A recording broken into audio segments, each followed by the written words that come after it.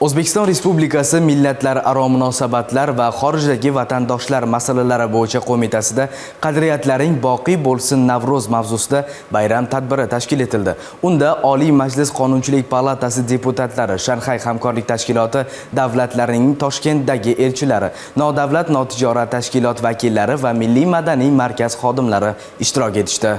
Shanxay hamkorlik tashkilotiga a'zo davlatlar va ularning xalqlar o'rtasidagi madaniy aloqalarni yanada mustahkamlash, o'zaro hurmat va totuvlikni targ'ib etish, shuningdek O'zbekiston hududida istiqomat qilayotgan turli millat vakillari o'rtasidagi do'stlik rishtalarini yanada kuchaytirishni maqsad qilgan tadbirda turli millatlarga mansub yurtdoshlarimizning milliy urf-odatlarini namoyish etuvchi boy madaniy dasturlar, an'anaviy bahoriy taomlardan tashkil topgan Navro'z dasturxoni, hunarmandchilik yarmarkalari va ko'rgazmalari va xalq o'yinlari namoyish etildi.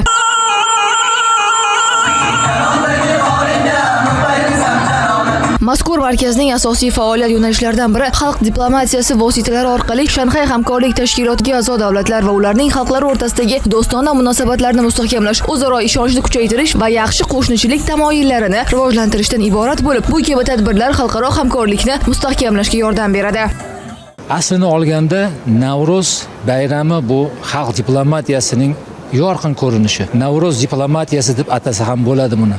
Bayram orqali hamjihatlik, quvonch, baxt ulashish atrofida yurtimizda hukm surayotgan tinchlikni, shukronalik hissi bilan qarshi olish kabi g'oyalar yotadi.